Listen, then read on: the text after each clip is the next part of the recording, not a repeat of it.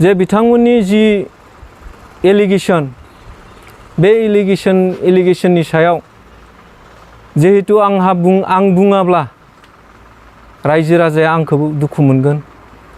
मानोथो होनोब्ला रायजो राजाया मोनसे आसा आरो मिजिं सिमां लानानै जोंनि सायावबो माखासे बाथ्राखौ सोनारनानै थायो। बेनि बिथिङावनो दिनै आं बेखिनि नोंथांमोननि सोंनायनि क्लियारिफिकेसनखौ आं होनांथारगोन। बिथांमोन बुंनाय बायदि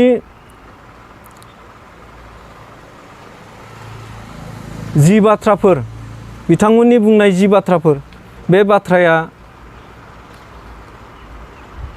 मालाबाबो सैथो नङा। बिथांमोना जि एलिगेशनखौ लाबोदों जे आफाद सिफायनायनि आफाद बोखावनायनि आफादखौ थेर बेथेर खालामनायनि जि एलिगेशन लाबोदों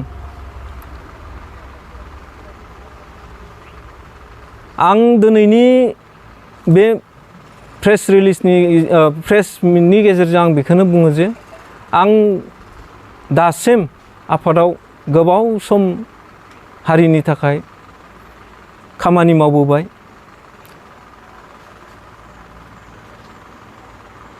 हारिनि बे गोलाव सम खामानि मावबोनायाव आंनि साननाय हनायाबो जे एसेबां फिसा जागोन, आंनि सिन्था धारनायाबो जे एसेबां फिसा जागोन, फिसाहै खामानि मावगोन, नोंथांमोननिफ्राय आंखौ सानो नामा जे बे लामासिम दैदेनलांगोन होननानै बिथांमोना सानो नामा? आंनिफ्राय आं मालाबाबो आफादखौ थेर बेथेर खालामनो हानाय आंहा जेबो अधिकार गैया। आं जाथिनि थाखाय मावदों, हारिनि थाखाय मावदों। अकल NLFB आफादाव आं हारसिंल' आफादनि सोद्रोमा नङा। जोंजों लोगोसे गोबां लिडार्स केडार्स थायो, दैदेनगिरिफोर थायो। बिथांमोना एलिगेशन लाबोयैनि सिगां जोंखौ बिजिरनांगौनि प्रयजन दंमोन, जोंजों सावरायनांगौनि प्रयजन दंमोन। जोंखौ बबे बिथिंखौ बिथांमोना गाज्रि मोनदों, बबे बिथिङाव बिथांमोना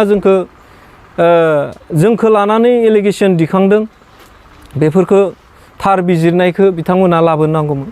आफादनि रुल्सनि बाथ्राखौ लानानै बिथांमोना बाथ्रा बुंदों, बेवहाय बिथांमोना आफादनि रुल्सखौ लानानै बिजिरनो गोनांथि दंमोन। आं बेखौ सानो। आं मालाबाबो NLFB आफादखौ सिफायनांगौ, NLFB आफादखौ फोजोबनांगौ, NLFB आफादखौ धंस' खालामनांगौ, आं बे बेलायाव मालाबाबो सिन्था खालामाखै आरो मालाबाबो बेफोरबायदि रावखौ जों सावरायाखै। सावरायदोंब्ला जोङो सरकारजों बोरै लामा हमनांगौ, सरकारजों बोरै रायलायनांगौ, बिनि माखासे स्ट्रेटेजि पलिसिखौ आं बिथांमोनखौ बुङोमोन। जों जुदि स्ट्रेटेजि पलिसि गैयाब्ला, जोंहा जुदि मोजां थि सिन्था सरसा गैयाब्ला, जों आफाद हिसाबै बबे लामासिम जों हान्थिलांनो हागोन? आं बेसेबांखिनि बाथ्राखौ लाना बिथांमोनजों सावरायोमोन, बुङोमोन। जों जेब्लायबो सरकारजों सावरायनो गोनाङाव सरकारजों सावरायनो थाखाय जोङो रेडि जानानै थानांगोन। जोंनि मेन्टेलि फिजिकेलि जों स्ट्रं जानानै जोङो सरकारजों मोजां मोनसे सावरायनायखौ खारथाय होनांगोन। बे बाथ्राखौ आं जेब्लायबो बिथांमोनखौ बुङोमोन। नाथाय बिथांमोननिफ्राय गोबां हेंथा, गोबां एलिगेशन, बेफोरबायदि एलिगेशना जोंनि गेजेराव जानाङामोन। जिहेथु जों मोनसे सिमां लानानैसो फैदों, मोनसे मिजिं लानानैसो फैदों। जेब्ला जों हाग्रानिफ्राय ओंखारबोदोंमोन, बे समावबो जों मोनसे मिजिं लानानैसो जों फैदोंमोन। गतिके जि एलिगेशनफोरखौ बिथाङा होदों, बिथांमोननि गोसोनि साननाया जे एफा लेथ्रा, एफा सर्ट माइन्डेडजों बाथ्रा बुङो, आं बेवहाय दुखु मोनदों आरो मोजां मोनसे हारिनि सिन्था सरसाखौ लाना खामानि मावदोंब्ला बेसेबांखिनि एलिगेशनफोरखौ जों लाबोबाय थायाब्ला मोजां जायो, आं बेखौ सानदों। मानो होनब्ला जों दिनैनि बे दिनाव मैया जि प्रेस रिलिजखौ होबाय बे प्रेस रिलिजनिफ्राय नोंथांमोना नुनो मोनदों आं जुदि आंनि सिन्था धारनाया गाज्रिमोनब्ला आंदों बेसांखिनि सेंग्राफोरा रावबो फैनाय नङामोन आंनि सिन्था धारनाया जुदि आफादखौ धंस खालामनायनि लामाजोंमोनब्ला बेसांखिनि सेंग्राफोरा आंजों बेवहाय जथुमनाय नङामोन गतिके आं बेबायदि सिन्था सरसाजों मालाबाबो खामानि मावाखै आंनि सिन्था सरसाया बे जे सरकारजों मोजां मोनसे सावरायनायखौ खारथाय होनांगौ सरकारनि मानसिफोरखौ जोङो लोगो हमनो थाखाय सेस्था होनांगौ मानो होनोब्ला रावबो नोंनि उखैनायखौ नोंनि गांनायखौ रावबो दौनानै होआ नोंनो रावबो जासिनानै होआ बेखाय जोङो बे लामाखौ हमनो थाखाय स्ट्रेटेजि पलिसि लानानै जों खामानि मावनो थाखाय आं बिथांमोनखौ बुङोमोन दा बे बिसांखिनि बाथ्रायाव जुदि बिथांमोननि साननाय हनाया जुदि थौले सानदोंब्ला बे बिथांमोननि खोथा आं बेवहाय बुंनांगौ गैया एलिगेशननि सायाव बिथांमोना जिफोर बाथ्राफोरखौ बुंदों रन्जन दैमारि सारनि बाथ्रा लानानै आरो गुबुन गुबुन बिथिङाव जे रन्जन दैमारि सारनि बेलायाव आं बुङो जे सरकारजों सावरायाब्ला मालाबाबो बिथांनि बाथ्राखौबो जोंजोंल' रायलायनानै जों समाधान जों बिथांखौ गगोन जों बेखौ मालाबाबो साननो हाया गतिके जों सरकारजों सावरायथारनांगोन सरकारनि मानसिखौ जों लोगो हमनांगोन जों बे थांखियैनो जोङो सिन्था मोनसे लादोंमोन जे रन्जन दैमारि सारनियानो जा जों बिटिआर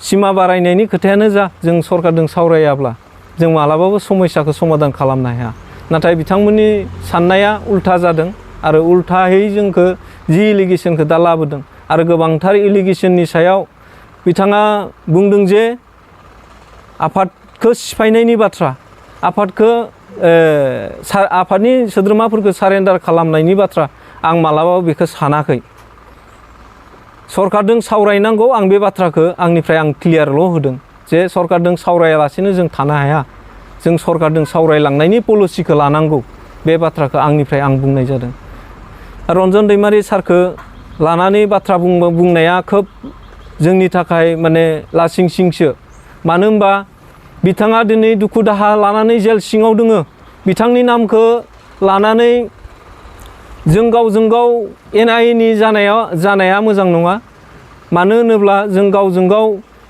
बिथांनि नामखौ सोदेरनानै दागो फोनांनाया जोंनि थाखाय एकदम लासिंसिं बाथ्रा आरो जेलाव थानाय रन्जन दैमारिखौ बख'नाङा होननानै बिथांमोना अजद होदों आरो फारसेथिंहाय रायजोनि सापर्ट नांगौ होनना दा बिथांमोना बेसांखिनि बाथ्रा बुङिनि सिगां गोबांथार बाथ्राफोरखौ साननाया गोनांथारमोन बिथांमोना सानो नामा जे आंखौ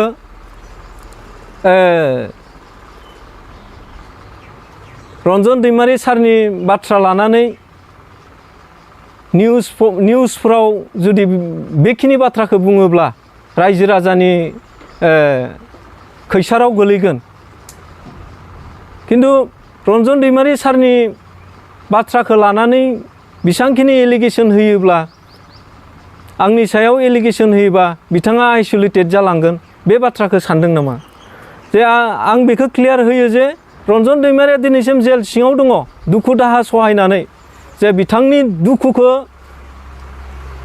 रन्जन दैमारि सारासो मिथिगौ आरो आं बेसांखिनि बुंनो हानाय आंनो सोर अधिकार होनो सोर अधिकार होदों आं साधारन सासे एनएलएफबिनि फाउन्डार हिसाबै आङो आंनि बिबा एनएलएफबियाव आंखौ भाइस प्रेसिडेन्ट होदोंमोन बिथांमोना आंजों सावरायनांगौ गोनांथि दंमोन आंहा जुदि एसांखिनि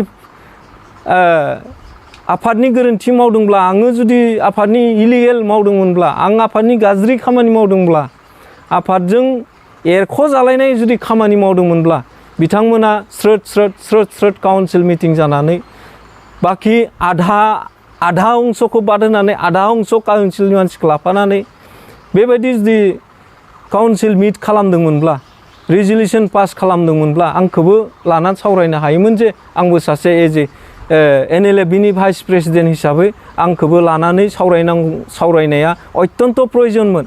आं गाज्रिब्ला आंनि सायाव जुदि एसां एलिगेसन जुदि रायजो राजानिफ्राय मोनदोंब्ला बा सेंग्राफोरनिफ्राय मोनदोंमोनब्ला आंखौ लाना सावरायनांगौ प्रयजन दंमोन आं बेखौ सानदोंमोन। मानो होनोब्ला बिसोरो जेबो क्लियारफिकेसनखौ आंनिफ्राय लायासै, आंनिफ्राय जेबो आंनिसिम जेबो नटिस हरासै। बिथांमोना मैया बुंदों जे जों 15 डेजनि गेजेराव बिथांनिफ्राय क्लियारफिकेसन बिदोंमोन, खिन्थु बेखौ ओरैबायदि नंखाय बाथ्रा बुंबाय बिसोरो, ओरैबायदि नंखाय बाथ्रा बुंबाय माने गावसोरनो गथ'फोरनि खेला दुला गेलेनायफोरबायदि आमाय जुमाय गेलेनायफोरबायदि आफादखौ इउज खालामबाय होननानै आं सानो आरो नोंथाङा जि एक्जेक्टलि बे बाथ्रायानो सैथो। मानो होनोब्ला जोंनि गेजेरनिफ्राय पलिटिकेलि माखासे बार हाबबाय, बेखिनि प्रब्लेमा जोंनि बे प्रब्लेमा जाफैदों होननानै आं सानो। मानो होनोब्ला गोबां बाथ्राफ्रा ओंखारो, मालाबा 2 बोसोर 3 बोसोर थानानै जोंनि समस्याया जोंनि सेंग्राफोरनि लाइफआ ओरैबायदि आपग्रेड जागोन, बा मालाबा बुङो बरलेण्ड स्टेट हुदनि थाखाय जों मालाबाबो आपुस खालामा होनो। बेफोरबायदि बाथ्राफोरखौ नायोब्ला जे जों बुजिनो हायो बेवहाय पलिटिकेलि बार हाबनानै दं। आरो आंनि जि पदक्षेप, जिहेतु जों जि सावरायबाय थादोंमोन रुलिं गभर्नमेन्ट हिसाबै जोङो बिथांमोनखौ नारसिननानै जों खामानि मावहोनांगौआ जोंनि बिबानमोन, आफादनि बिबानमोन। बे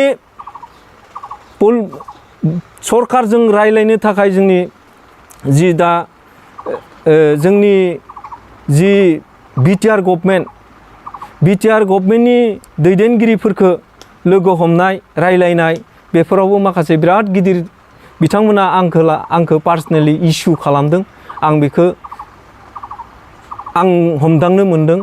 नोंथाङा जे सरकारजों सावरायनो आवगायनो नागिरदोंमोन, नोंथाङा मा इस्युखौ लानानै NLFनि जानानै सरकारनिसिम जे सावरायनो आवगायदोंमोन, नोंथाङा मा बुंगोन बे समाव? इस्युआथ' जों बेखौनो बुंबोबाय थादों जे बिटिआरआ इमप्लिमेन्ट जानायनि खोथा, रन्जन दैमारि सारा गनायनि खोथा, जों बेफोर इस्युफोरखौनो लानानै जों उत्थापन खालामबाय थादों। आरो बे उद्देश्यखौ लानानै जोङो सरकारजों हाबसननानै जों सावरायनांगोन। सरकारजों हाबसनना सावरायाब्ला जोंनि उखैनाय गांनायखौ रावबो नोंनो दौनानै होआ, बे बाथ्राखौ बुंनानै जोङो सरकाराव थानाय जा जोंनि दा गभर्नमेन्टआव थानाय बिथांमोनखौ गोजौसिम जोङो सावरायनो थाखाय जोंखौ लामा दिन्थि, बेफोरबायदिखौ जोङो दानि सरकार खुंथायाव थानाय दैदेनगिरिफोरनि सिगाङाव जों बेफोर बाथ्राखौ बुंबोदोंमोन। आरो बिथांमोना ओरैबायदि पजिटिभमोन, बिथांमोनखौ जों दुखु मोननानै लाब गैया।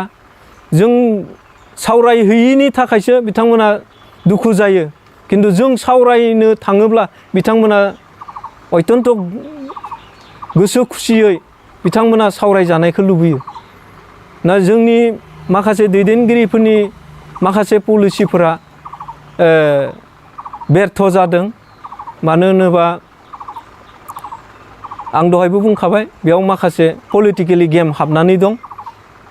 आरो बे पलिटिकेल गेमानो जाहैबाय माने जों सोरजोंबा सावरायोब्ला दाय जायो, गावसोर सोरजोंबा सावरायोब्ला दाय जाया, बेफोरबायदियैनो माने जोंखौ पार्सनेलि एटेक खालामदों। पार्सनेलि जोंखौ आफादनिफ्राय एरख'नायनि बाथ्रा, आफादनिफ्राय डिसचार्ज होनायनि बाथ्रा, बेफोर बाथ्राया ओंखारदों होननानै आं सानो। NLFनि फाउन्डार जि नोंथाङा सरकारजों सावरायदों होननानै बुंदोंमोन, सरकारनि बेलानिफ्रायबो मालाबाबो नेगेटिभ नङा। सरकारा नाजाबाय थादों आरो बे सरकारनि नाजानायजों लोगोसेबो माखासे खामानिया जालांखागोन। जोंनि बुंनायनि थ्रुयैबो माखासे जेलाव थानाय रन्जन दैमारि सारजों लोगोसे गुबुन गुबुन जेलाव थानाय बिथांमोननि गनायनि बेबस्थाफोराबो जालांगोन। बे लासै लासै खारगासिनो दङ आरो सुप्रिम कर्टआव जिहेतु नांबाय, सुप्रिम कर्टआव नांनायनि उनाव जों जेसेबां हायो जोंबो सापर्टखौ खालामबोगासिनो दं आरो बिटिआर इमप्लयमेन्टनि जि बाथ्रा बेखौबो जों बुंबोबाय थादों आरो दासिमथ' बिटिआरनि जि दफाफोर दङ बेफोर लासै लासै इमप्लयमेन्ट जाबोबाय थादों। बेखौ रावबो डिनाय खालामनो हाया। गतिके आं बेखौसो बुंगोन जे जोंनि गेजेरनिफ्राय जि पलिटिकेलि बारा हाबनानै जोंनि गेजेराव बोफ्ले बोफ्ला जादों बेखौ दुखु गोनां आरो रायजो राजाया बुजिनाया बिराद प्रयजनसै दायो जे जों गोबां समाव गोबां जाथाय जाबोबाय। बर'फ्रा जेब्लानिफ्राय आर्मस रिभलिउसनखौ लाबोजेनदों, आर्मस रिभलिउसन लाबोनायनिफ्राय गोबां जोंनि मोजां मोजां गियानि गुनि गोरों गोरा मानसिफ्रा थैबोबाय, सोरबाया गावजों गावनो गावथार जाबोबाय, गावजों गावनो बुथार जाबोबाय। नैबे समाव आं बेखौ बुंगोन जे बेबायदि थासारिया जोंनि गेजेराव दाजाथों आरो बर'फ्रा साफ्रोमबो बर' हारिया सांग्रां जानाया प्रयजन जाबाय जे जों गावजों गाव बेबायदि नासयलायनाय, गादबलायनाय बा सोरखौबा बर'नि दैदेनगिरिफोरखौ फोजोबस्रांनाय बिनि बेलायाव जोङो सांग्रां जाना थानाया मोजां। मानो होनोब्ला जोंनि NLFBनि माखासे दैदेनगिरिफोरनि खुगानिफ्राय ओरैबायदि लेथ्रा आखल आखु गियानफ्रा दङ, बेफोरखौ नोजोर होनांगौआ अत्यन्त प्रयजन बर' रायजो राजाफोरनिफ्राय। आं बेखिनिखौनो नोंथांमोननि सिगाङाव बुङो जे हामबाय होनदों आं गोलाव बुंनो सानाखै। जों गावजों गाव नासयलायनाय थैलायनाय बेखौ मालाबाबो लुबैया। मैया बिथांमोना जोंनि सेंग्राफोरखौ थ्रेटेनिं हरदों, गाव हैजोबगोन, गावथारहैगोन होननानै। जों खिन्थु बेफोरबायदिबा जों हजम खालामनानै थानो हानाय नङा। रायजो राजा दोङो, रायजो राजाखौ मोजां बिजिरनो थाखाय जोङो बेखिनिखौ जों खावलायो।